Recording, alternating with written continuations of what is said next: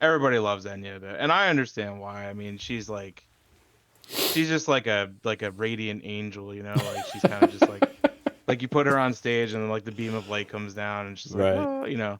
Um, Right. This part yeah. of the chorus is got to be one of the greatest melodies ever written by anybody. Like, honestly, like when you hear it, it's like you can listen to the melody and it impacts you. It can impact you emotionally without even forget what the words are talking about. Like, that's how good the melody is. Hello and welcome to another episode of Music and Words Unite. I'm your co-host Troy, and with me I'm my friend and co-host Mark. How you doing, Mark? What's up, ABBA-ers? And today we are doing another track by track, in-depth review slash reaction slash podcast to this album. Let's see if you can see. Oh, wrong side. It's over here. All right. And it is Arrival by ABBA. Okay. And Much awaited. Much awaited. We get a lot of comments on YouTube. When is that coming? Well, guess what? It's now. So I do have, Mark, with me right here. I do have an original Japanese pressing of this one. Yeah. And for proof of that, I'll show you. That is Japanese. English. That's not English right there. I can't see it. Hold It's on. blurry. It's blurry. Oh, that's definitely Japanese. Yeah, there you go. That's Japanese. So there we go. That's the original insert. I'm assuming you haven't heard this album before, right? No. You mean like in its entirety? I mean, I've heard songs from it. Sure, but... sure. Yeah, I've heard a few songs from it. Yeah, sure. Yeah, me either. So in preparation for this episode, Mark and I have listened. I've probably listened to this album in its entirety 10 to 12 times ish, something like that. I think you said like 6 times. Yeah, I'm around 5 or 6. Okay. Yeah. Yeah. So that's where we're at. And there's certain songs I've heard a million times. Before we start, I just wanted to give a big shout out to the ABBA community, who has really helped our channel, been really supportive. Probably the most active community in our Discord. Link for that. It's a free community for our channel. Link for that will be in the pinned comment. There's a big ABBA channel in there. People are posting and all free. So check that out if you want to join that. But anyway, they've been really awesome. And on a personal note, ABBA has actually, surprisingly, Mark, made a pretty big impact on me and in particular my family. On me, but through me, my family. I mean, my daughter is totally obsessed with ABBA to the point where, I mean, almost every day she pretends she's Agnetha. She has Agnetha costumes that we've made for her, actually. It's pretty messed up, man. What about Frida? She loves Frida too, but Agnetha is her, that's her person. That's her lady. I'm going to have to sit down with her and have a little chat. Made a big impact on my family, and they're probably the most listened to artists in this household since I started this channel, because every day my daughter will play ABBA records. She has every ABBA album on vinyl on her own record. Mark has seen it last week. On vinyl, on her own record player, and she plays them pretty much nonstop all day for the last year almost. So anyway, so I'm very familiar with but this is an album which she didn't have until recently because I hadn't heard it.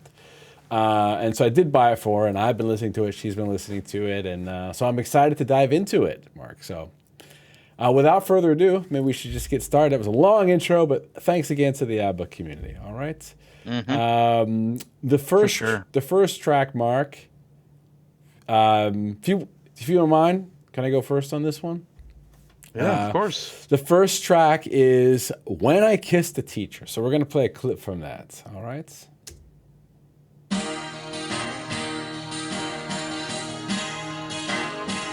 Everybody's free when I kissed the teacher, and they must have thought they're free when I kissed the teacher. All my friends at school, they had never seen the teacher blush. She looked like a fool, nearly petrified, 'cause he was taken by surprise. When I kissed the teacher, couldn't quite believe his eyes. When I kissed the teacher, my whole class went wild. As I held my breath, the words did still but then he just smiled. I was in the seventh heaven when I kissed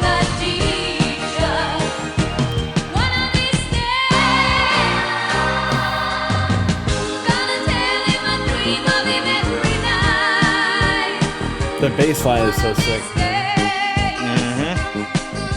show you I care, gonna teach you a lesson, alright. I was in a trance when I kissed the teacher. Suddenly I took the chance when I kissed the teacher. So that was a clip from "When I Kissed the Teacher" by ABBA. So I'll go first on this one. I have the reason I wanted to go first is because I don't think I've ever had a 180 on a song so much in my life, actually. When I first heard this song, I kind of didn't like it, if I'm going to be honest with you. And that's a strong reaction for me for ABBA because I pretty much like every ABBA song I hear for the most part. Well, Susie Hang On. There's a few exceptions. So I was like, then you know what it was? I think the lyrics are a little just Goofy. I don't know. They're very goofy, Which is like kind of off-brand for ABBA, you know, like yeah. Usually it's like these heartfelt, gut-wrenching lyrics with this like super upbeat song, and you're just like, wow, I feel really sad now after reading this.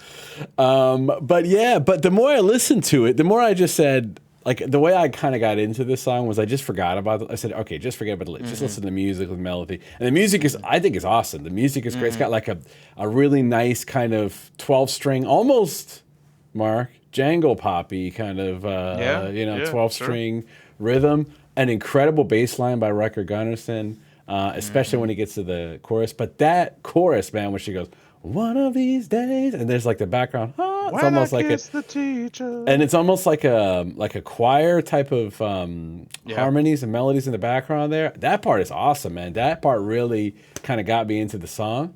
And then after listening to it 5, 6, now I probably like 12 times, I kind of came around on the lyrics because I was like, all right, they are silly, but it's just kind of funny. Like, I just took it as like, it's almost like a much more innocent version of Hot for Teacher by Van Halen, you know? Yeah. It's kind of like that. Like, you're into the teacher, you're a teenager or whatever, and sometimes you got the crush on a teacher, and it's not like the teacher's reciprocating in this song. It's not like some kind of, weird thing in that way. But I think that happens to people when you're a teenager, right? And sometimes you get attracted to your teacher. You're fantasizing about kissing a teacher or whatever. And so I kind of came around the lyrics. It's not my favorite lyrically, but I can, it's okay. I don't mind it as much. But the music, though, I think it's really good, man. I think it's a really good pop song. And I love that chorus. And apparently Benny said this is like one of his favorites on the album, actually. What? Really? Compositionally, yeah. He said it was a really good one, yeah. Oh, okay. Compositionally, Yeah. So what did you think of this one, Mark? I pretty much agree with you for the most part with most of the stuff. I think comparatively to like some of their other albums, it's kind of like a weaker opener because I think like a lot of times like ABBA albums have really strong openers. Like thinking of like, like The Visitors, like has like the song The Visitors, which is like a really great song. And then Super Trooper has the song Super Trooper, which is like probably one of my favorite overall ABBA songs, maybe. I mean, I don't know, it's definitely up there. And then the ABBA album has Eagle. I mean, that's come on. Oh yeah. But that being said, though, I think this is still a solid song. It's very fun, very goofy, and just like, I could hear like the jangle pop for sure. And like great bass. But it's like kind of just like off-brand goofy, like this is like along the lines of like their, what was that one song on, what was it? Was it the self-titled? No, it was the Tropical Loveland. Is that on the self-titled? Yeah, Tropical Loveland, yeah. Yeah, it's just kind of like goofy, like not really like too serious, but like still fun. Yeah. Well, it's nowhere near as goofy as like King Kong song. But don't even get me started. but yeah, it's goofy, but actually coming from more of a real life situation. Yeah. So it's not goofy but good though. That's pretty much where I stand on it. Kind of like middle of the road. I like it for sure. But there's stronger songs. Yeah, and that's why I would say it is interesting opener. But the more I hear it, the more I've come around on it. I'm like, you know what? It is a good song. I like it. So, I don't dislike any song on this album. I'm going to tell you that right now. Yeah. So. All right. Spoiler. Couple of my favorite ABBA songs of all time on this album. On this album? Maybe 3. Ooh, and really? one of my least favorites on this album. So Oh, there's the spoilers. So stay tuned. Actually, wow. You got everybody's interest peaked right now, okay, including all mine. right, and you didn't tell me what it was, but you said there was a song on this album that was like one of your favorites. So I'm really curious what that's going to be. I All don't right, know so, in the grand scheme of things where it stands, but yeah, on the album, yeah. So okay. we'll have to do the inevitable tier list of songs. So that's gonna be fun. All right, all right. The next song, which will be you, is "Dancing Queen." You ever heard of this one? No. Okay.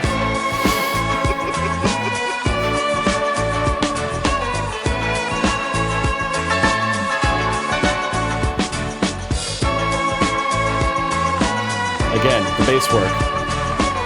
Everything. Yeah. Violin arrangement is so good.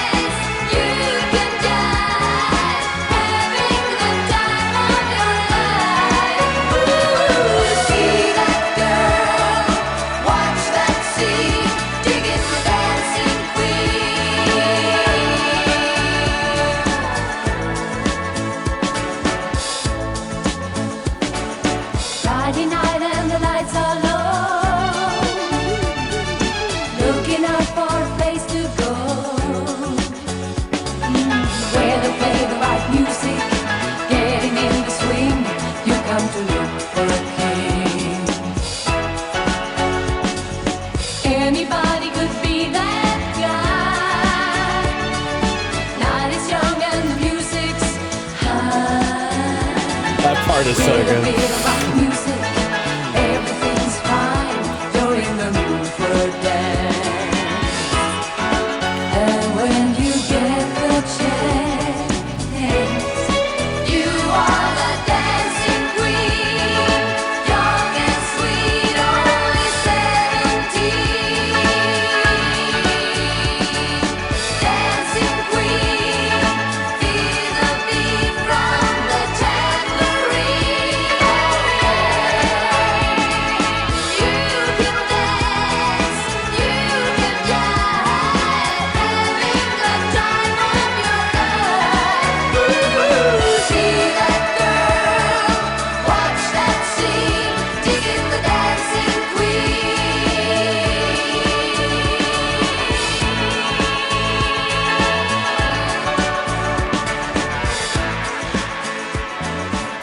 All right, Mark. So that was the first half of Dancing Queen. What did you think? Now, I'm just curious, real quick. I know you've heard the song before doing this episode, but now that you've like listened to ABBA a bunch, sat down and really listened to it, what do you think? What are your thoughts? It's like probably like the ultimate pop song, I think. I mean, it's just like when you look up like Euro disco in like the old dictionary there, this is what pops up. I mean, this is ABBA. This is what ABBA's known for. Mm-hmm. Like you and I, who had no knowledge of ABBA before making this channel, like this is the extent of ABBA that I know. I Yeah, didn't even know like some of their like gimme gimme gimme. Like I probably heard that in passing, but I didn't like really like. I wasn't like, oh, this is ABBA, you know. Like it was there, but this is like ABBA. This is what I knew ABBA as, like right. Dancing Queen. Like, I mean, for God's sakes, the song has like almost 2 billion plays on Spotify. I mean, Right. you can't go anywhere that plays popular music without hearing this song. It's just like that. It's that famous. Like Yep. if ABBA did nothing else and just released this song, they still would have been like ultra rich and famous. Like Yeah. it's just that big of a song. It's unbelievable. Like I know it. everybody in the world knows Dancing Queen. Every single person that has listened to music, popular music, knows Right. what Dancing Queen is. I mean, just on YouTube alone, the song likes, not views, likes has 1.5 million likes. Yeah, You guys just think, likes. Yeah. Yeah, that's crazy. I'm not even gonna waste a lot of time because Mhm. like what could I possibly say about this song that like A, our viewers already know about the song and love it, and Mhm. B, like everything has been said about this song and how like important it was to popular music, and it's just I'm not gonna like tarnish that with just sitting here and talking bullshit. It's an incredible pop song. It's their tour de force, and I'm just gonna leave it at that. Like it's perfect. So It's argue. All right, so my review. I'll talk a little bit more about it because I do have a lot to say about it actually. And Okay. I don't want to like bore everybody with like a history lesson, so I'll let you talk about it. first of all, I just wanted to say that the Sven Olaf Waldorf is the string arranger on this song. Mm-hmm. Just wanted to give him a shout out.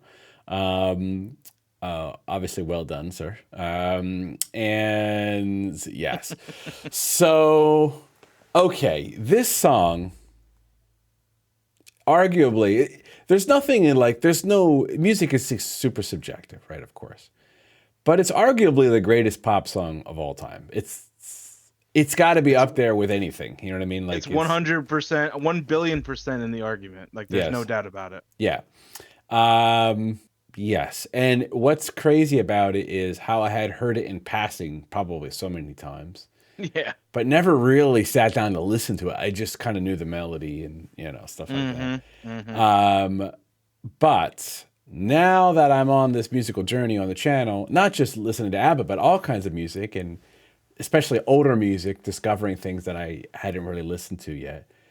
I've come to really appreciate a lot of things about music that maybe I didn't appreciate as much before even starting this channel. Especially in this older music, like the way the instruments sound, the way they're recorded, the engineering part of it, the production. And this song has got it all, obviously. But I gotta play, like, I think my review, Mark, I'm not gonna say too much about it, but I just want to play another clip from the song because, and maybe I'll just talk through my thoughts, or kind of almost like a reaction. But first of all, the drums.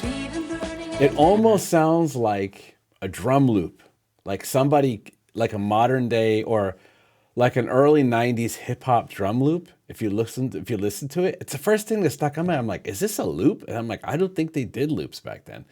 So I don't think it is. I think it's a performance, but it's so tight and so, like, it literally does sound like a drum loop. And I think it was almost ahead of its time in that way, from a production standpoint. That's one thing that jumped out to me. I'm talking about the music, the little synth work in the background that Benny's doing. It's like there's so many catchy things happening at the same time. It's like crazy. It's just a million catchy things happening. I'll keep playing it. And just the piano riffs too, like like it's just, yeah, right. everything together is just like so perfect. I know. And then you have the way they do the vocals when they go like that is just super catchy. I don't know how they came up with that. That's very clever. Because I haven't heard them do that in other songs. So, but yeah, I'll keep playing it. There's the piano.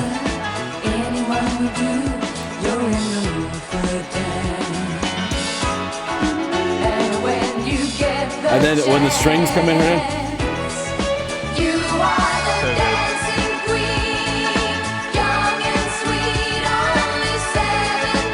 the piano, that's another hook.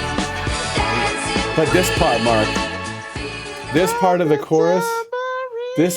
chorus is got to be one of the greatest melodies ever written by anybody.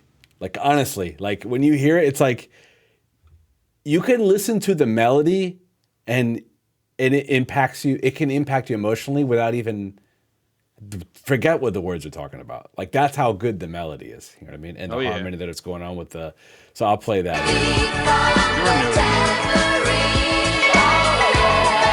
This part.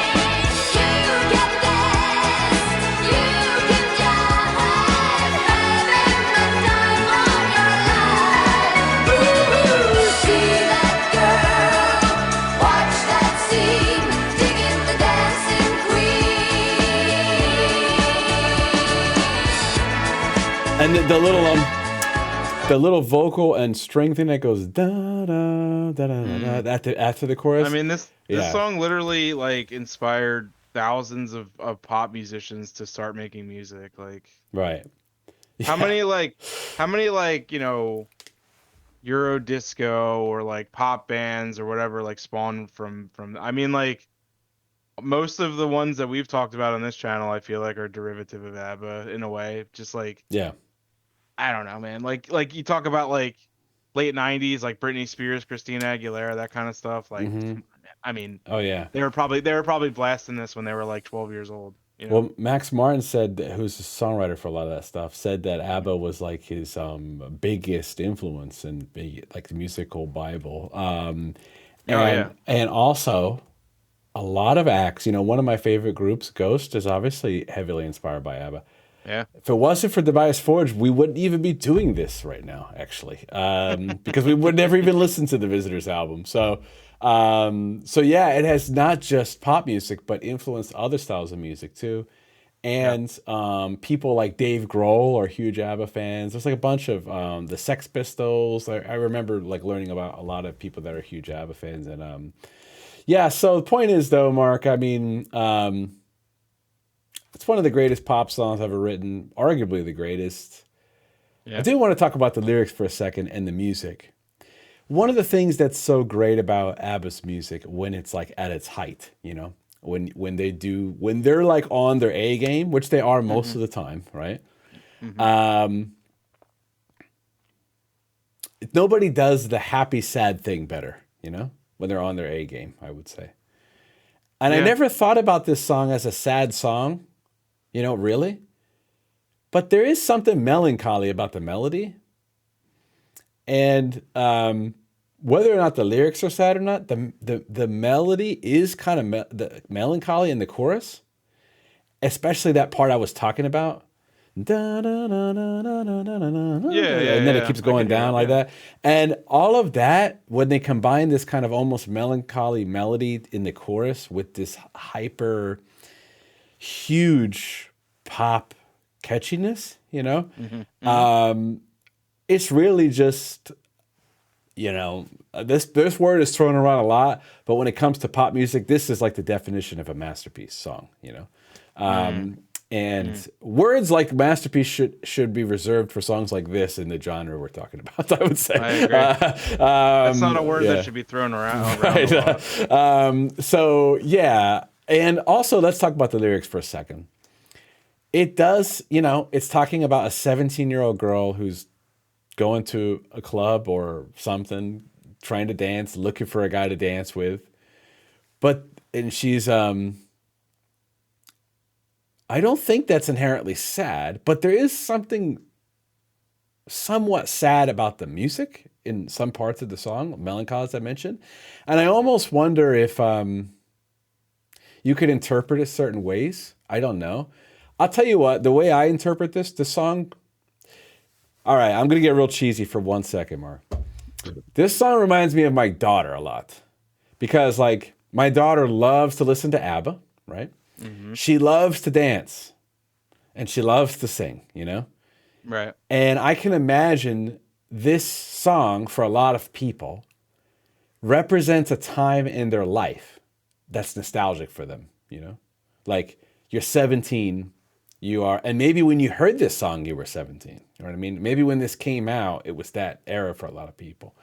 And basically, I think my mom was telling me that she was into ABBA back then, and I think she was like 13 when the song came out, actually.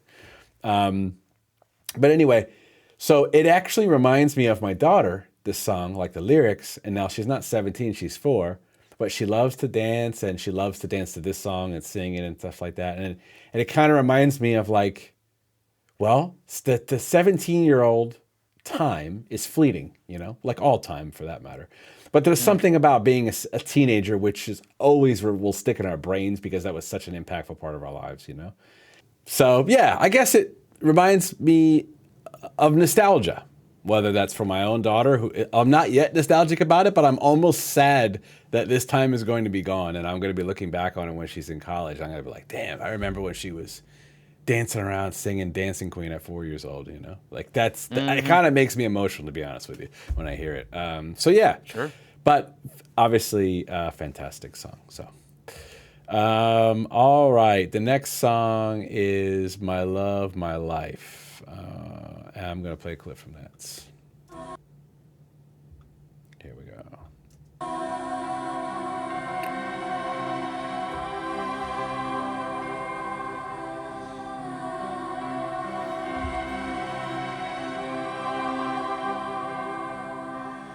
I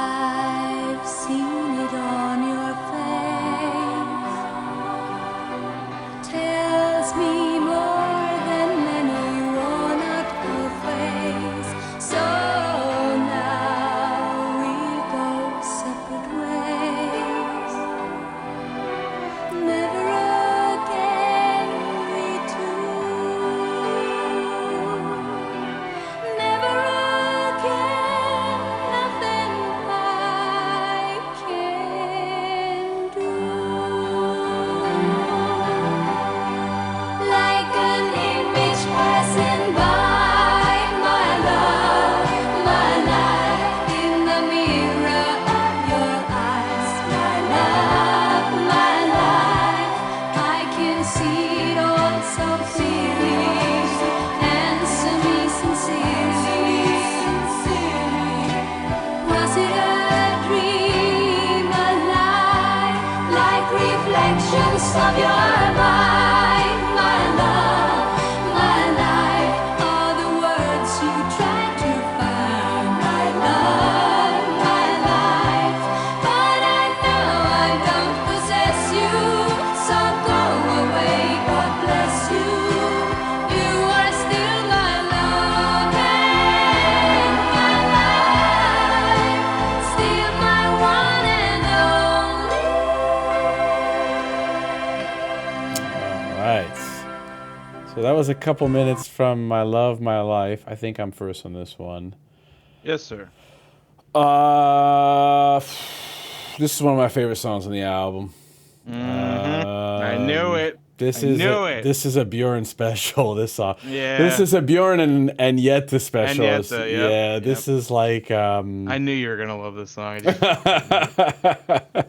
This is another song, man. I guess I'm getting emotional as I get old. I guess as I age. This is another song that made me emotional, man. Listen to this song. Not the first time, but like I was listening to it. Actually, last night again. In the music room that I built. I was listening to it and I was like, I was reading the lyrics. I was listening to the vocal performance, you know, and the lyrics are like, I mean, the vocal performance. I'll say the lyrics for the end. The string arrangement is beautiful. I mean, the melodies are incredible in this song. This is like a top tier ABBA ballad, in my opinion. yeah. And regardless of the lyrics, actually, just the music, the melodies, everything. Apparently, Rutger Gunnarsson did the string arrangement on this song. Yeah, I think I did read that. Yeah. So, I mean, that guy is just unstoppable, I guess. It's bass and strings and everything. But yeah, I mean, so yeah, and yet this performance, man, it's just there's very few people that can express emotion in the way they sing, in my opinion, like Agneta. She has a unique gift about that. But she has such a pop style voice. Like a lot of people can express emotions like, for example, Laura Branigan, who we've been doing, a very emotive voice. But she's almost like a, how should I put it? Like her voice is so strong, right? That while she's singing pop music, it's more of like a diva style voice. You know what I mean? Like a Whitney Houston, you know what I mean? Or like a Mariah Carey, where the voice is really so strong and so pronounced that it is part of it's part of what you're listening to is this person's voice. Well, for me, Agneta, while she has a beautiful, strong voice, I don't see her more as like a diva style singer, you know? Yeah. She's more of like a pop singer, but like the highest tier pop singer you can get. You know what I mean? Because she has a beautiful voice. Her pitch is incredible as far as like a technical singer. But the way she's able to express her emotions through this pop style, it's my personal favorite as far as like a pop singer goes. That's just my take on it. And Frida's great as well. Of course, Frida's a fantastic singer. And there's a Frida song that's coming up, which is very emotional as well. But something about Agneta is, for me, it's just like when this song came on, I was like, oh yeah, this song is for me. It's like this is like one of my songs, you know. And I'm gonna hand it over to you in a second, Mark. But I'm gonna read the chorus lyrics. Okay, this is like Bjorn, man. Now this is like when he's in his A game. With the lyrics too, you know what I mean. This is like an image passing by, just that line. How fast does an image pass by, right? My love, my life. So my love is passing by and my life is passing by before my eyes like an image, you know? In the mirror of your eyes, like I'm looking in your eyes and I can see it all passing by, you know? I can see it all so clearly, so answer me so dearly. Was it a dream, a lie? So it's basically saying, was everything we had even a lie? Like, was it bullshit, you know? That's something. And then he says, like reflections of your mind, my love, my life, are the words you try to find. But I know I don't possess you, so go away. God bless you. You are still my love and my life, still my one and only. So it's like, this person is losing everything, you know? Like, they're losing it all, but they still love this person. That's when, to me, Bjorn is at his best lyrically, when he writes these super mature songs about relationships, actually. Like, because he doesn't do it like a lot of people write breakup songs or relationship songs, and it's like very sappy, or like, oh, I'm just pissed off about it or whatever, you know, or I'm just super sad about it. This is like real, you know what I mean? Because every one of us has been through a breakup, I'm sure. I mean, if you haven't, you're lucky, I guess. Some people might have been divorced, right? Which is another tier of a breakup, right? And it's not as so cut and dry as you break up with somebody and you hate them, or you break up with somebody, you know what I mean? Sometimes it's super complex, and these lyrics are, you know, more complex. And they're painting a very vivid picture of what someone's going through. And Henriette is able to express that through her vocals. And then when you combine the music with it, it's like a top tier song. What do you think about this song, Mark? Yeah, I mean, I'm not as much of an, you know, it seems like to me that Agneta is like the clear cut, like everybody loves Agneta, and I understand why. I mean, she's just like a radiant angel, you know, like she's kind of just like you put her on stage and then like the beam of light comes down and she's like, Right. oh, you know, Right. yeah, like this is a prime example of why everybody loves her, like just like how, like you said, like how emotional this song gets, like. I mean, if anybody's watched this channel, they know I'm like the #1 man about ballads. Like I'm Mr. Ballad. Yeah, So, Mr. Ballad, yeah. Yeah. No, but seriously though, I'm not like the biggest ballad guy, and like Troy knows that. But these ABBA ballads, like when they hit like big time. Yeah. Like Yeah. and there's a couple on this album that are like they're just gut wrenching. Like Yeah. it's just like just like you said, like Bjorn's lyrics, man. Like that dude is just like he's like him and Robert Smith should get together and make an album. Cause I'll tell you what, man, it's gonna be hard to even get through that album. Yeah, I don't know if I'd be alive at Yeah. I'm just kidding. Seriously, stay away from like the light socket and a bunch of other stuff. Right. But yeah, like I this song is just like there's no other way to say it besides like it's just a beautiful song. Like Yeah. subject wise, music wise, vocal wise, like Yeah.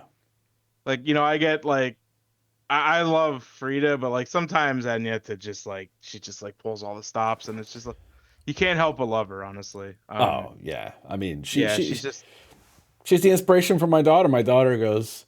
In fact, I gotta tell this story. My daughter does this thing where she calls fashion show, and her fashion show is she pretends to be Agneta. I don't know why it's called a fashion show, but she'll go, Dad, Dad, play the song, like some ABBA song she wants me to play. So I'll play it on the record player, and she runs to the bathroom, and if she waits and like till the song actually starts kicking in, she runs in, and then we all have to clap for her. And we have to reference her as Agneta. Actually, that's how much my daughter's obsessed with her. And she just gets so happy that we're clapping for her, and she starts singing and everything. But that's funny. Yeah, so that's her thing. She does that almost once a day, pretty much. Let's do the fashion show. So, so Agneta has had a huge influence, and I can see why. You know, Agneta is someone that, as you said, she stands on stage. She just has this. Certain celebrities have a presence about them which you can't even quantify. Like, you know, there's many people that are, you know, beautiful, like women, men, celebrities, right? But just being good looking and just having a good voice doesn't necessarily get you. There's something special that certain celebrities have about them, that they have the it factor. You know what I mean?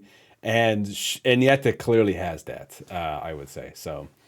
Yeah, that's my take on it. Yeah. Thanks for cutting me off there. I appreciate Oh, that. you're welcome. Yeah, go I'm ahead. just Sorry. I'm just Sorry. kidding. Yeah. I just had to be a dick about that. No, that's please do. Yeah. No, it's just like I don't know. She's like the ballad queen. Like as much as Yeah. I love Frida, like look at Winner Takes It All, man. That is like I think that's like the ultimate ABBA ballad personally. Yeah. Yeah. Like it's just like she just has some kind of like aura like when she sings. It's just she's like a siren basically. She just like you're like mesmerized. It's crazy. I don't. It's like they should call it like the Agneta effect, you know, like. And it's like with this song, it's no exception either. There's another great like ballad, and like I've said before, I'm not like the biggest ballad guy, but these ABBA ballads just do it for me. So, this song is great. I love it. I love. What is there? Two ballads on this, or is there three? I think there's three, right? Yeah, I think so. Yeah. So Yeah. all the ballads on this album are great. No, yeah, wait. I mean, there's only two. there's only two. Okay. Yeah, yeah. Right. Okay. I get this album confused. I don't know why, but Yeah.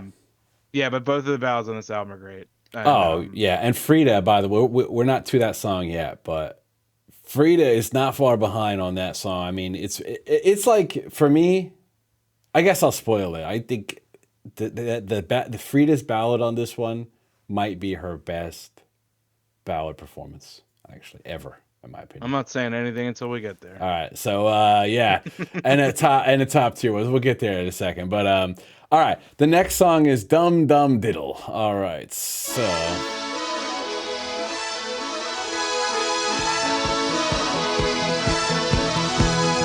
I can hear how you work, practicing hard, playing night and day. Whoa, whoa. And it sounds better now. Yes, you improve every time you play. Whoa, whoa. But it's bad. You're so sad, and you're only smiling when you play your violin. Dum dum diddle to be your fiddle to be so near and not just here. Dum dum diddle to be your fiddle. I think that maybe you see me, baby. You be mine, and we'd be together all the time. Wish I was dum dum diddle, your darling fiddle.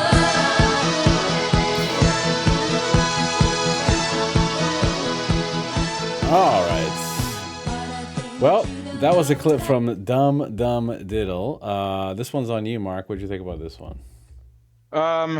So let me just start out by saying I don't know what they were thinking with the song name. But I take one look at that and I'm just like, I don't how could I possibly take this song seriously with a name like that? Right. No, Dum Dum Diddle.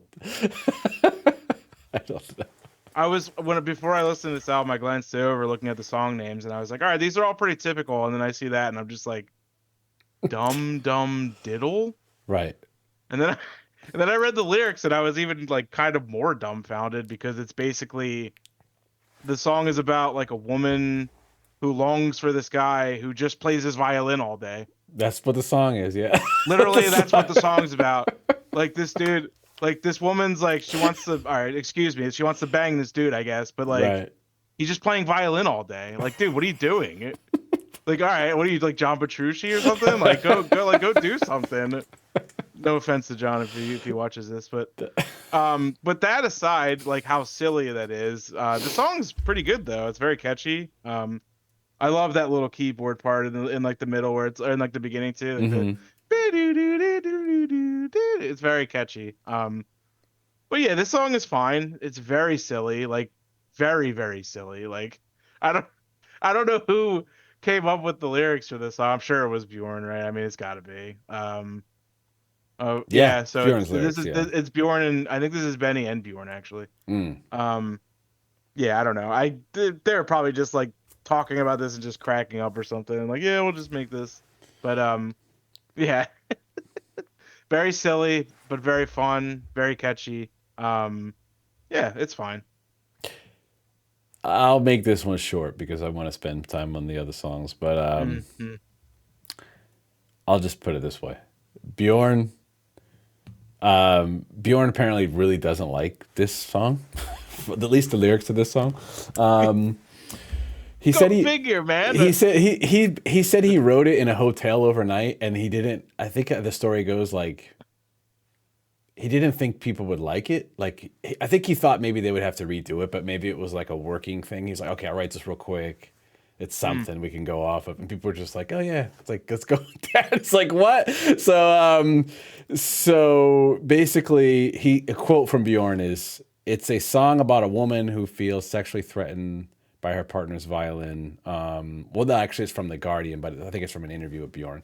So yeah, I mean, Bjorn basically said this is lyrically, it's one of his like least favorite songs. I mean, like. Is there a chance he was drunk when he wrote this?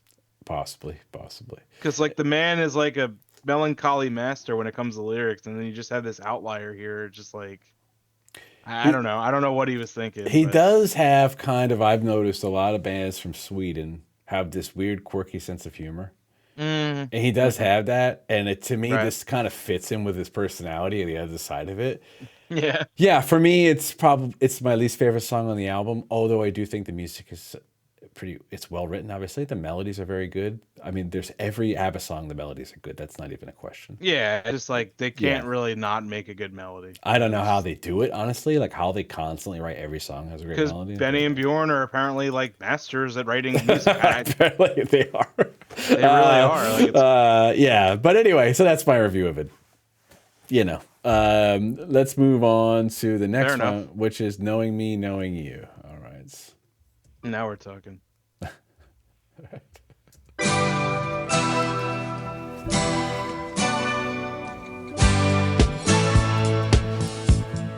The bass on this one too. No more carefree laughter, silence ever after. Walking through an empty house, tears in my eyes. Here is where the story ends. This is goodbye. Knowing me, knowing you. There is nothing we can do. Knowing me, knowing you. We just have to face it this time. Breaking up is never easy, I know, but I had to go. Knowing me, knowing you, it's the best I can do.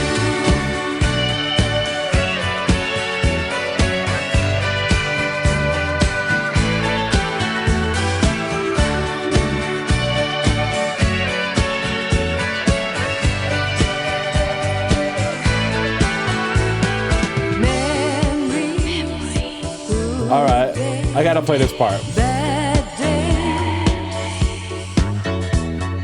they'll be with me always. This part. In these old familiar rooms, children would play.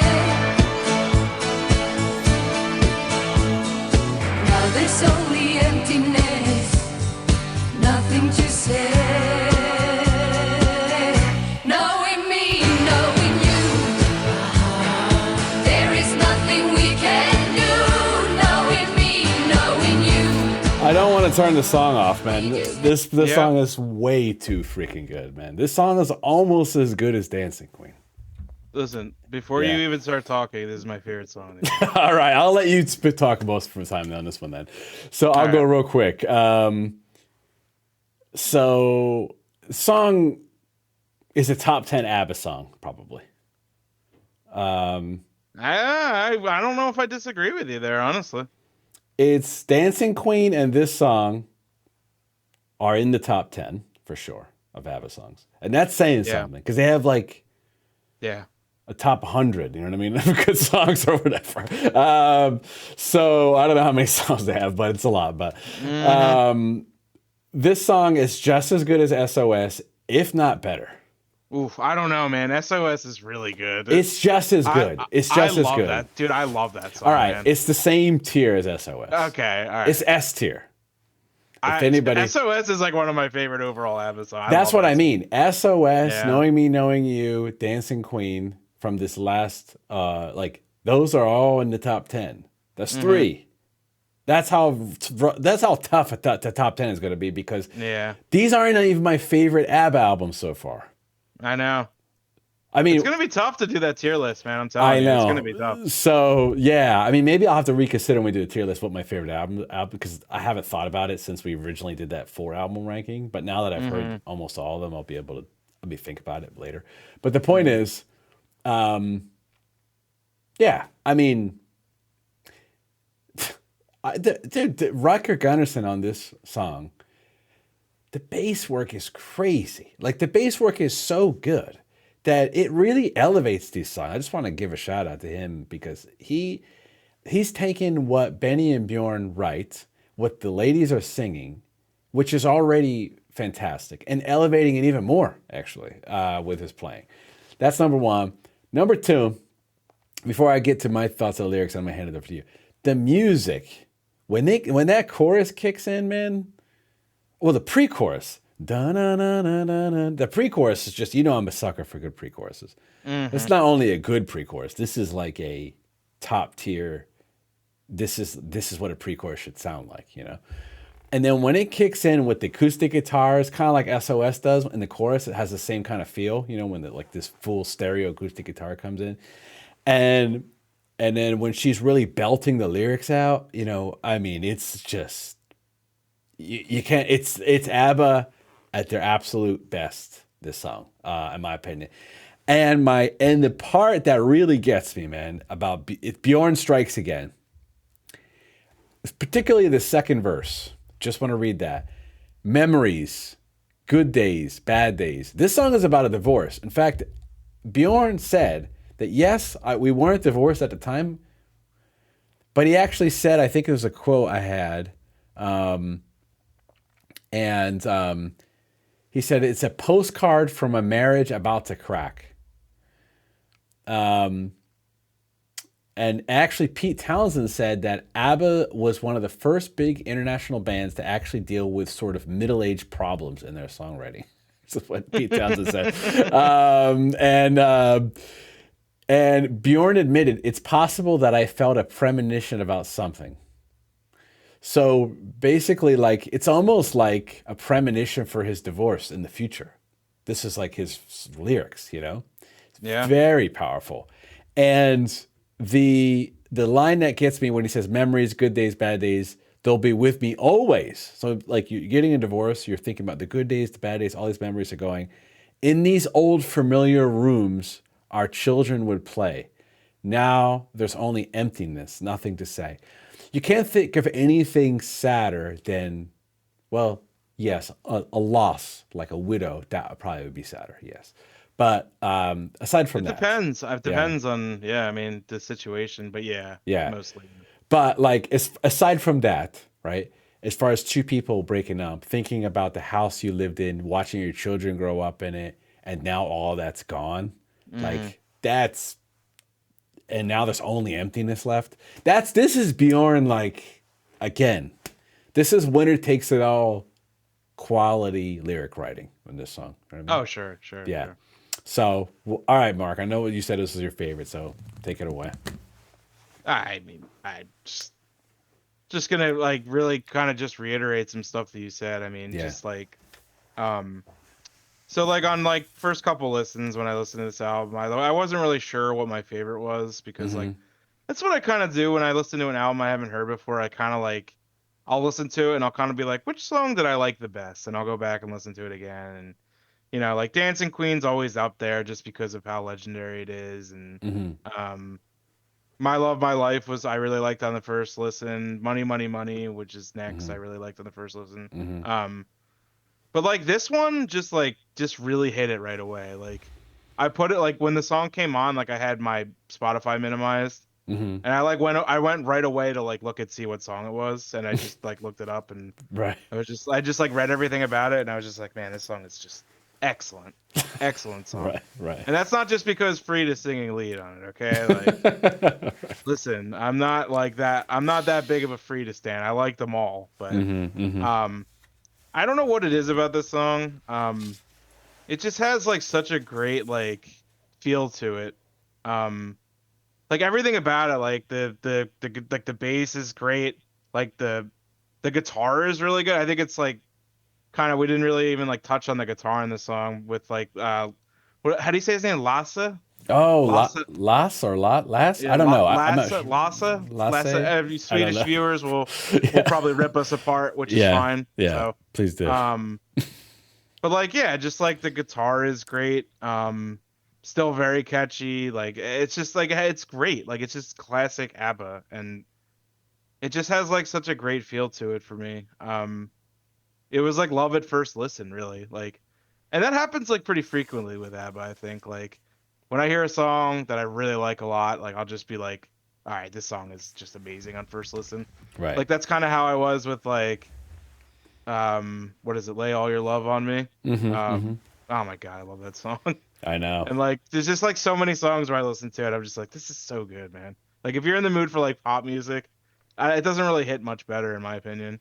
Um, because you get like you get everything. You get like unbelievable vocals. You get like really great like amazing melodies, like really great songwriting too, which is Mm-hmm. like kind of like it blows me away every time because I'm just like it's like this is like a pop super group, but they're like excellent songwriters. Mm-hmm.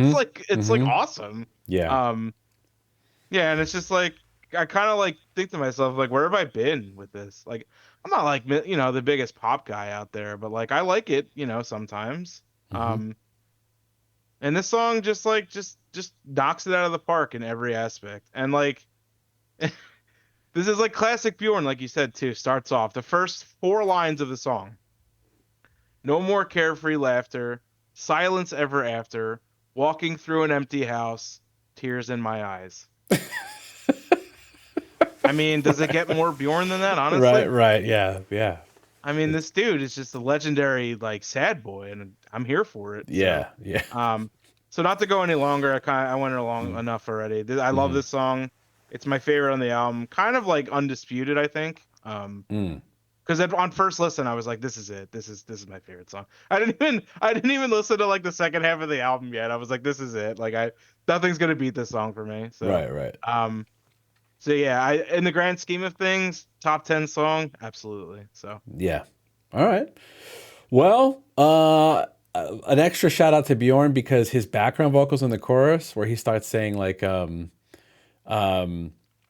what does he say? You can hear him say, "This time we're through. We're really through." I don't know if you noticed oh that in the yeah, background. yeah, I yeah. love I the way he did, sings yeah, that. Yeah, yeah. it's so. This I don't time, know. this Yeah. time, this time, we're really through. Yeah, Yeah, yeah, yeah. that part is Yeah. really good too. His vocals on this one are really good. So Yep. okay, so yeah, well, that's a top 10 ABBA song in my opinion. Next up is "Money, Money, Money," and I think it'll be you on this one. Another banger.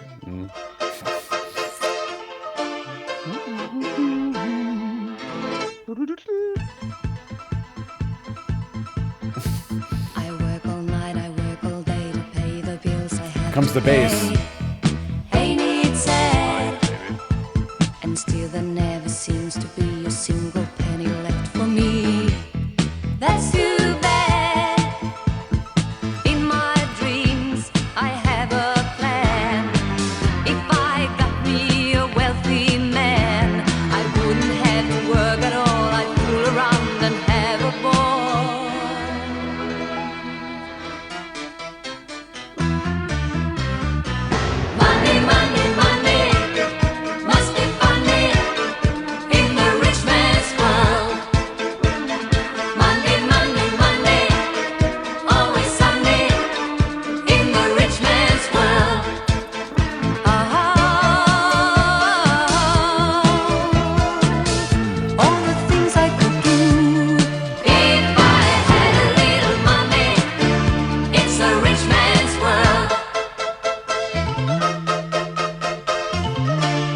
a rich man's world. All right. So that was a clip from Money, Money, Money. All right, Mark. What did you think about Money, Money, Money? It's another first, loved it on first listen. Just like that little like keyboard riff, like it's just like just hooked me right in from the beginning. Yeah. The lyrics are a little silly. Actually, I wouldn't really call them silly. They're kind of like, just talking about like kind of wanted to have like a sugar daddy, I guess, kind of, right? I mean, that's what I got out of it. This is a song that I like, don't really like pay as much attention to the lyrics as I do the music, because I think the music is really great on this song. And this song actually has a different guitarist, than the last song. A man by the name of Anders Glenmark. Okay. Which is pretty cool. Yeah, I mean, like, I don't really even know what else to say about this song, really. I love Frida's vocals on it. Yeah, I mean, you wanna take over from here, because I'm like sure. kind of having a brain fart here. I'll first talk about the lyrics for a second. I actually think it's more about like financially struggling. Like, it basically, I think at this time, I can't speak for Sweden, but I can speak from what I know about the U.S. But maybe it was similar in Sweden, right? It used to be that traditionally, you'd have the man would work and women would be home with kids and everything, raising the kids. Right. But I would say in the U.S., right around maybe the 60s, I think that started to change potentially. And then definitely in the 70s, there's the whole women's liberation movement, right? And with that came women having more careers, and that's awesome, right? Because there's a lot of great women leaders and great, of course. But part of that is sometimes you have to work, and it's not like you're making a lot of money, but you got to work just to pay the bills because times have changed, right? The economy has changed and things like that. And I think this song is really just about financial struggle and dreaming that, like, man, it would just be easier if I could just marry a rich guy. And it's not so much so that it's like this person is saying, oh, I just have to marry a rich guy. It's almost like it's a rich guy's world. It would be nice, because I'm really struggling here, kind of thing, and I think there's like this jazzy cabaret kind of feel to it. Frida is really good at this style of singing. And she pulls this off. It's fantastic. Like she's great at it. The music is great. It's almost like very theatrical, like musical theater in a way. It is, yeah. Yeah. But it's really cool. It's super well done. It's one of my daughter's favorite songs on this album. In fact, this is the one that she plays like the most, like right now on this album. Okay. So she loves this song, and it's a great song. Is it as good as the previous song? I don't know about that, but it's a very good song. It's definitely one of the highlights of the album. The piano riff kind of reminds me of like almost like cartoony sounding. Okay. Also, is there a like any kind of like percussion on this song, like a xylophone or something? Maybe it sure sounds like it. I didn't catch that, but maybe there is. I could be. Like the it sounds like there's also like Benny plays marimbas on this album. Okay, there you go. Right. I knew it. Yeah, I can hear it like Yeah. Yeah, but it's just like another layer that adds like really great sound to it. And I was like kind of like I couldn't even like think of anything to say because like I don't know, it's just like so straightforward and just like I don't know. Sometimes I'm just at a loss of words when talking about ABBA, so I had to have you take over. All right, no problem. But yeah, it's a really good one. Obviously. Yeah. The next song is That's Me.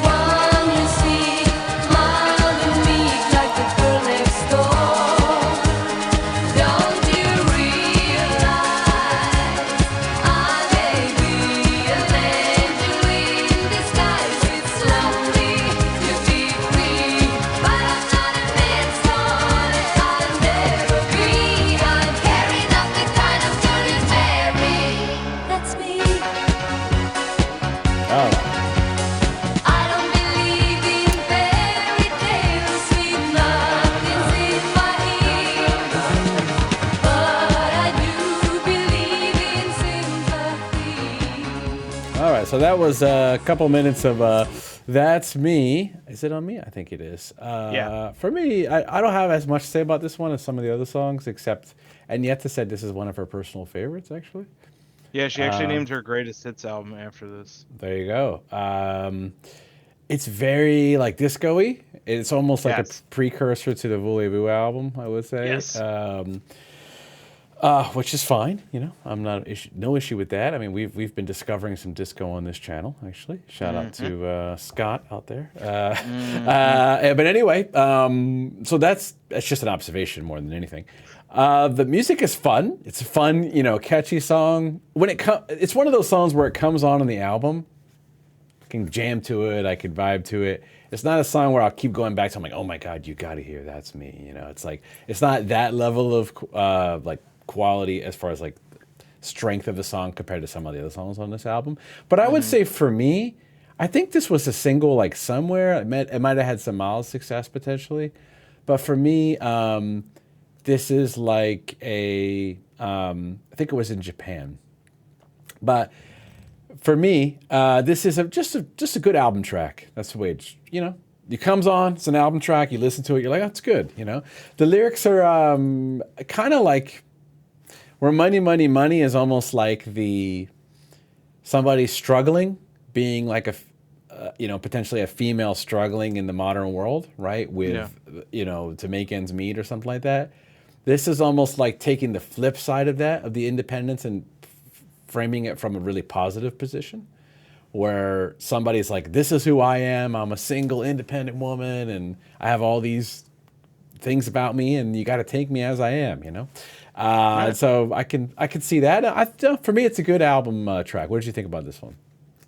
Yeah, I'm pretty much in the same boat. Like, I definitely like it, but it's just not something I don't think I would ever like return to the album for, like, to put on. Yeah.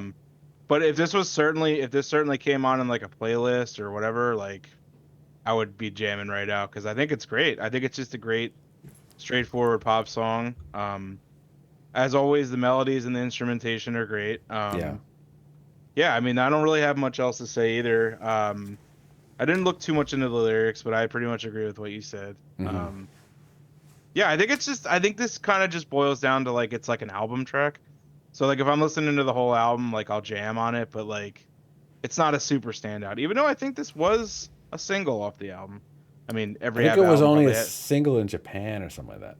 Oh, okay. I could be. Every ABBA album has like 7 singles, so. Yeah, it was only released as a single in Japan. Yeah. Okay. Yeah. Okay. Yeah, but I think it's fine. Like I have no qualms with it whatsoever, and if it comes on, I'm glad. You know, that's pretty much where I'm at. Oh yeah. All right. Next up is Why Did It Have to Be Me?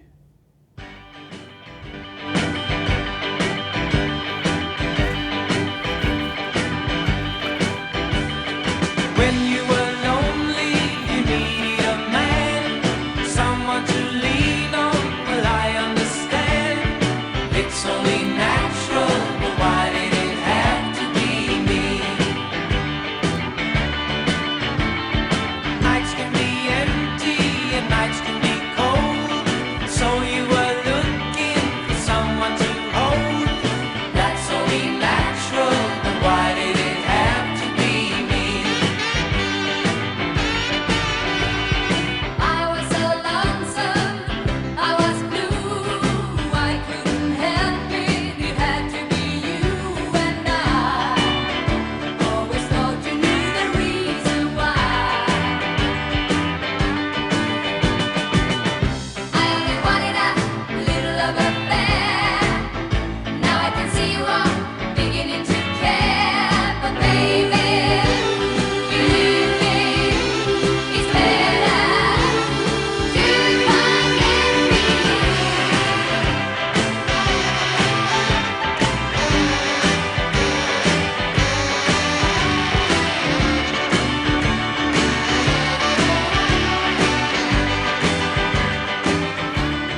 All right. I think, Mark, it's on you. So what did you think about this one? So, this is one on first listen where I was just like, I don't really know how I feel about this, if I like it or not. Okay. but on subsequent listens, I actually really like this track a lot. All right. Um, Yeah. I I commend them a lot for trying to do like a country blues, like almost like bar room track, if that makes any sense. Like, Mm-hmm. like something that you would hear at like a roadside bar or something. Plus it's got like saxophone in it too, which is like really kind of caught me off guard. Mm-hmm. Um, but that being said though, I mean, I think they kind of pulled it off pretty well, surprisingly. And it's definitely grown on me over time. But yeah, I think like they could have like kind of went this direction. I think I have a track record of not usually liking the ABBA songs where Bjorn is like the lead singer on them. Uh-huh. Um, but this is kind of an exception, and I really like the part when when Frida sings too. Like I like her verse a lot too, Yeah. and yeah, I don't know. Like so, it's just one of those things that I can't really explain why I like it. I just kind of do. I do like this kind of music too, like this like roadside blues kind of sound. Mm-hmm. Um, so I really like that that they tried to branch out and like do because they've tried to do a lot of different like styles. Like they've done, you know, like with like the King Kong song. I don't even want to talk about it, but like other songs where they try. I can't really think of any examples where they So try to do long, it. so Like long is kind of a different style tune. yeah, It's more of a this. It's not exactly this style, but it's more like rock, kind of 50s style rock. It's got the right, yeah, saxophone, if I exactly, remember. Yeah, yeah. yeah. Um, but yeah, I like like it's another kind of album track. This isn't one that like you know you put on like an ABBA greatest hits. I don't think this is like ever going to be on one of those, but Mm-hmm. I just like it for like the novelty of it. I think it's like a cool track. I appreciate that they try to do something different because I really like when bands do that, even if it kind of falls flat. Like they took the chance, they tried to do something different, and I could give them credit for that. So, Right. and I think this is one that actually kind of worked out, and I enjoyed it. So, like I said, I didn't really like it on first listen, but subsequent listens, I did enjoy it. So, This is one I ended up really liking, Mark. yeah. I think I'm a big Bjorn fan at this point. I like a lot of the songs he sings. Like, I remember on Ring Ring, like, Another Town, Another Train. I remember he sings that song. Yeah, right. I really liked I Saw It in the Mirror. I know people didn't like that song. I liked it. But one of my rock and roll bands, I love that song. He sings that song. So I really like when, not all the time, because sometimes I think there's a couple times where I'm like, man, I wish the ladies would have sung this song. But in Yeah. this case, I like it, man. This song reminds me, I don't know. This song reminds me of my grandfather a lot because he's passed away at this point, but he was a big fan of like 50s style rock and also country music.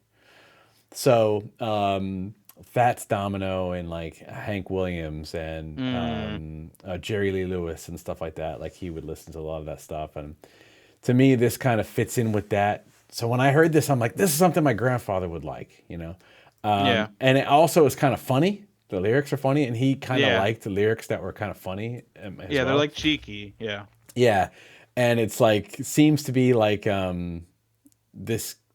Maybe there's a girl who's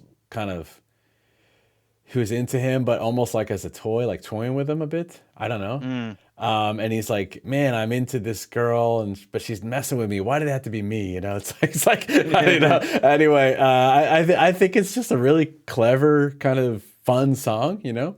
I do like the music a lot. I like that style.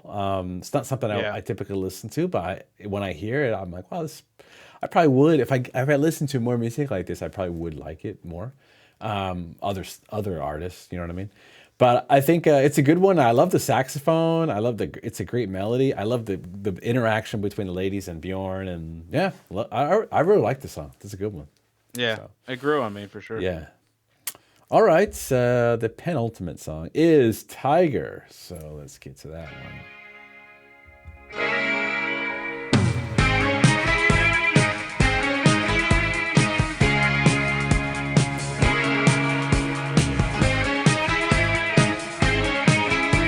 The city is a jungle.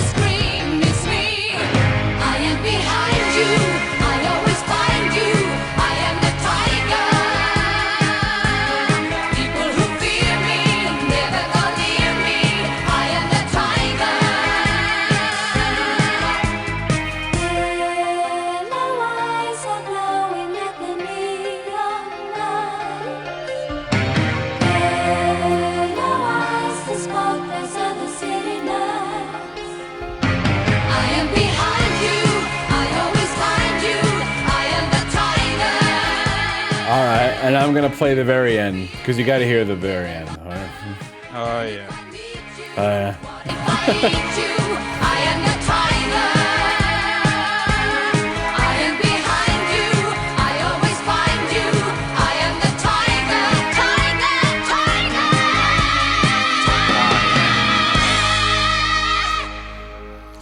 tiger. All right. I think this one's me.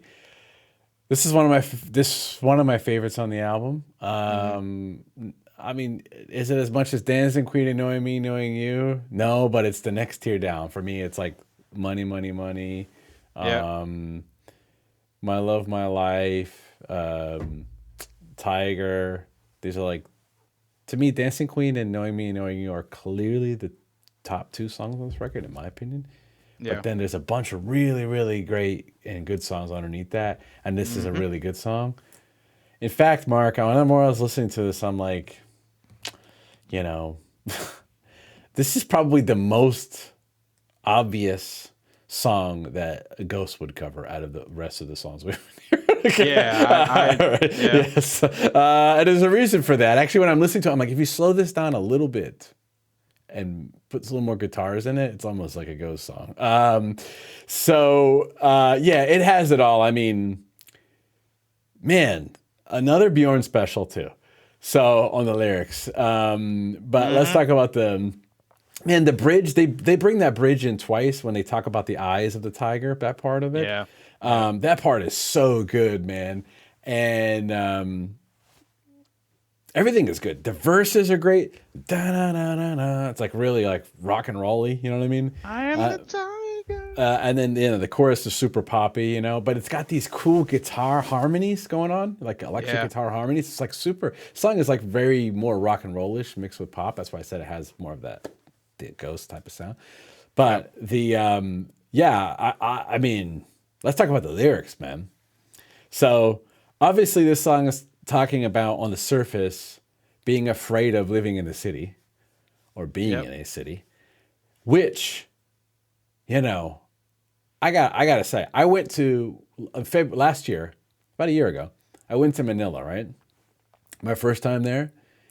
And what's funny is I went to Manila and I had a great time there. I was for work, but I got to know the people there, and some people would be weirded out by this, but in Manila, they basically have, in where I was staying, I guess more in the touristy work area, they have like armed policemen everywhere. Like you go into you can't even get into a hotel without a couple policemen that are armed who check you. You go into the mall, there's armed policemen. There's armed policemen everywhere, like on every corner standing there. So like they like try to totally dissuade, I think, crime by doing that. Now, I'm sure there's crime of other places in the city, but where those places are, it's like, I think there's probably low crime there, right? So the point is, and I felt pretty safe when I was there. When I came home, I flew back through San Francisco, and I came San Francisco and back to Philadelphia. And I was waiting for the Uber. It was like 12:30 a.m. in the Philadelphia airport waiting for the Uber. And I felt like this song. I was like, there was hardly anybody around, right? And I was looking around a little bit afraid, like I'm by myself. If somebody tries to rob me, I can't. I started getting like, okay. I started having the anxiety, the city anxiety that I don't have in the suburbs. You know what I mean? Right, and I was like, okay. And I can imagine if you're famous and you have a lot of money, it's even worse. You know what I mean? You go into a city, there's a lot of exposure probably for you at that point. You know what I mean? Especially if you don't have a bunch of security around you. Like, I don't know if they do or not, but even still. So on the surface, it's talking about maybe anxiety about being attacked, in the city. But I also think you could take it as this song could be talking about death too, actually. And in particular, being afraid of dying in the city. Because what are you afraid of? What's the anxiety about? That you could die. Somebody would shoot you, stab you, rob you, and kill you. I mean, the end result of being attacked in the city is possible death, right? Right. So I think this song, The Tiger, is really talking about the fear of death, actually. And that is why I said, oh, this is kind of like a ghost song. So anyway, I was like, oh yeah, like that song Pro Memoria from Prequel. That's what that song is talking about, actually. So so yeah, I was like, all right, this is right up my wheelhouse. You know what I mean? It's catchy, it's rock and roll, it's got these kind of dark lyrics, but happy sounding music. I like it, you know. So for me, this is a really good one. What did you think, Mark? Yeah, I'm in pretty much the same boat. This is another song on first listen. I was just like, yeah, this song's killer. Oh Um, yeah. really enjoy like the rock aspect of it. Because I mean, me and Troy are both huge rock fans of all, Mm-hmm. all proportions. Um, so like whenever we hear some kind of like, rock inspiration or rock sound, it's always really cool. Mm-hmm. Um, and like their like twin vocals on the song are excellent too. How They they are like amazing. the like you said, like the bridge, like that, like the yellow eyes part. Oh man, that Mm-hmm. part's so good. Yeah. Um, Yeah. and then those that absolute shriek at the end. Oh man, like so good, dude. Um, yeah, I don't know, like I think ABBA is at their best when they have Bjorn at the helm and then the two ladies both singing on Mm-hmm. the song. They just their harmonies are just too good, just too good. Yeah. Um, this is a song that I would probably listen as a standalone track and just kind of put it on Mm-hmm. because um, it's more like my style with like rock music and stuff, you know. So yeah, I think this song is killer. I also think it's one of the best on the album. I think it's like in the S tier at the top. So Okay. In the ending, in which you mentioned, right, it's very rock and rollish, very rock and roll scream, kind of high right, pitch and almost metalish, like proto metal. Like think about Dio, you know what I mean? Think about like what yeah, ended up coming with that style of vocals. It's like that, you know. That's what like a male metal singer in the late 70s and early 80s would start doing. You know, that type of so they were a little bit, you know, they were really stretching out a little bit, I think, on this song, and I think it's really good. I think it's really good. So yeah, yeah. so yeah, and the last song is Arrival. I'm just gonna kind of play it, maybe starting from halfway because it kind of builds.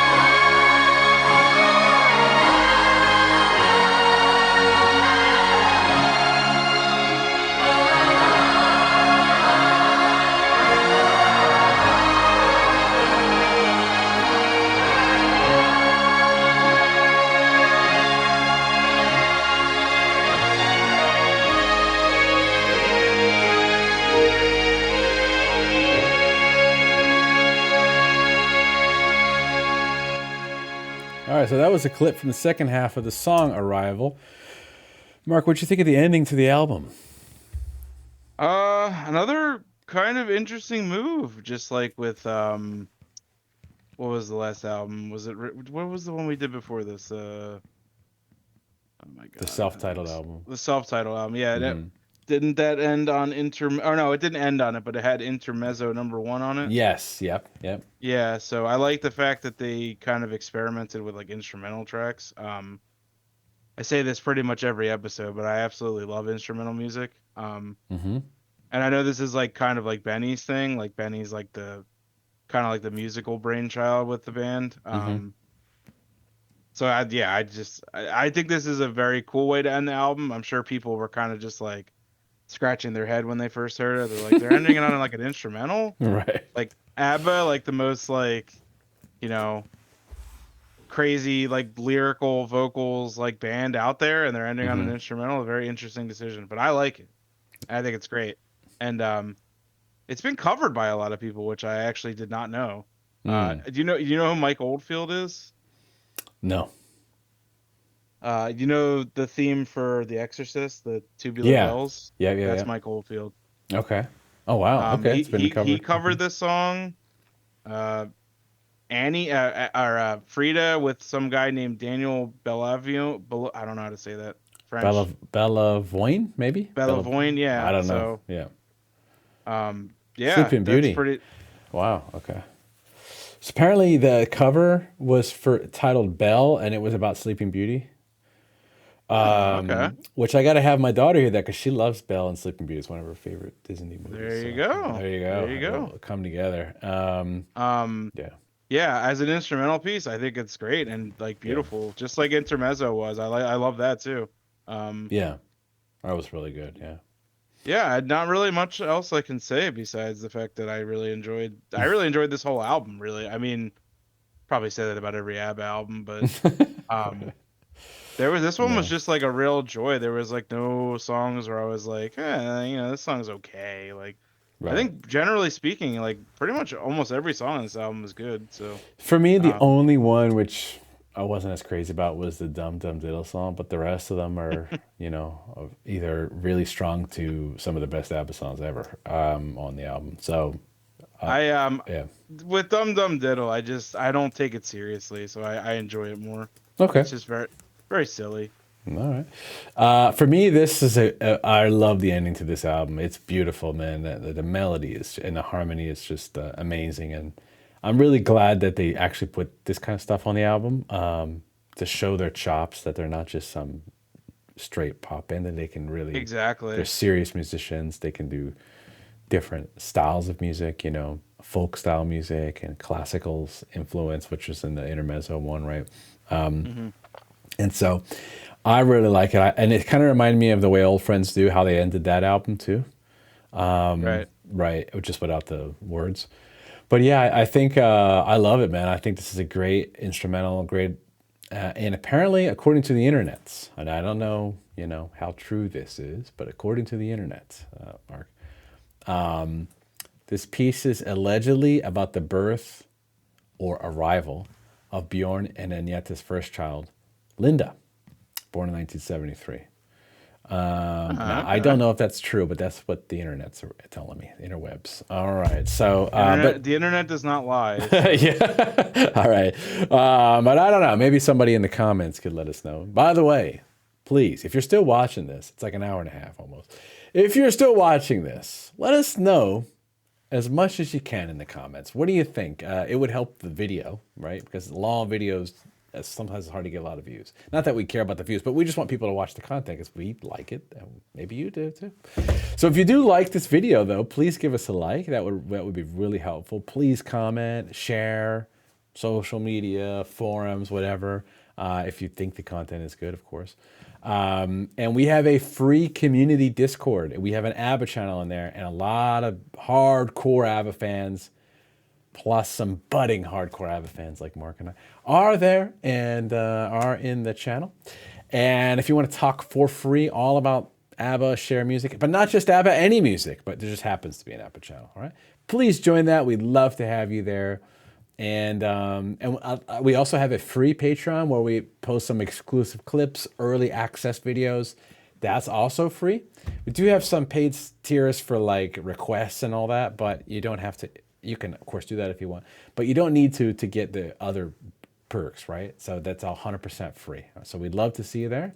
And yeah, Mark, thanks again for doing this. This was a fun episode to prepare for, to listen, as well as record. So thank you. All right. always a pleasure. Well, the next one will be probably that Voyage album, and then an album ranking episode, and then all of the non-album tracks, like Fernando, for example, is on this one. We have never talked about that song. Yep. There's a bunch of songs, Gimme, Gimme, Gimme, Love Lights. There's a ton of them that are going to be in that episode where we do all the non-album tracks. That'll be a whole nother big episode. And then, Mark, there's probably a lot of ABBA music videos that would be cool to check out. but Oh, we yeah. haven't. Like there's like stuff from this album I haven't seen the music videos for. Some of these, like Knowing Me, Knowing You. I don't think I've ever seen that video. I'll give you an example. So there's probably a lot of good ones to check out. Well, thanks again, and until next time. Later, ABBA-ers. See you later.